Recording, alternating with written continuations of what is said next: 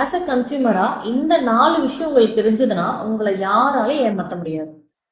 Number 1, expiry date, use by and best before. இதுக்கான வித்தியாசங்களை முதல்ல தெரிஞ்சுக்குவோம். எக்ஸ்பைரி டேட் அப்படின்னா இந்த ப்ராடக்ட அந்த டேட்க்கு அப்புறம் நீங்க யூஸே பண்ணக்கூடாதுன்னு அர்த்தம். யூஸ் பைனா அந்த டேட்க்கு அப்புறமும் அந்த ப்ராடக்ட்டும் பார்க்க நல்லா இருக்கும், ஸ்மெல்லும் நல்லா இருக்கும், பட் ஸ்டில் நீங்க யூஸ் பண்ணக்கூடாது.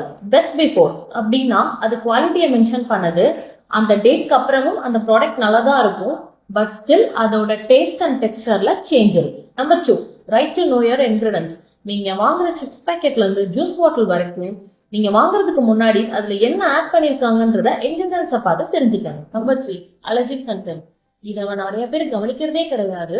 நீங்க வாங்குற ஒவ்வொரு ப்ராடக்ட்டுக்கு பின்னாடியும் அலர்ஜிக் கண்டென்ட்னு சொல்லிட்டு ஒரு காலம் இருக்கும். கண்டிப்பா வாங்குறதுக்கு முன்னாடி அதை செக் பண்ணிட்டு வாங்குங்க. ஃபார் எக்ஸாம்பிள், நட்ஸ், எக்ஸ் இதெல்லாம் பாத்தீங்க அப்படின்னா சில பேருக்கு அலர்ஜியை ஏற்படுத்தும். So please check it before buy it. FSSAIயோட அபிஷியல் வெப்சைட்ல போனீங்க அப்படின்னா அதுல FBO சர்ச்ங்கிற பாக்ஸ்ல போயிட்டு அந்த கம்பெனியோட லைசன்ஸ் நம்பர் கொடுத்தீங்க அப்படின்னா அந்த மேனுஃபேக்சரர் பத்தின ஃபுல் டீடைல்ஸ் நீங்க அதுல தெரிஞ்சுக்கலாம். ஃபார் எக்ஸாம்பிள், அந்த கம்பெனியோட லைசன்ஸ் வேலிடா, அது இல்லாம அவங்க என்னெல்லாம் மேனுஃபேக்சர் பண்றாங்கன்னு ஒரு கம்ப்ளீட் டீடைல்ஸ் நீங்க அதுல பார்த்து தெரிஞ்சுக்கலாம்.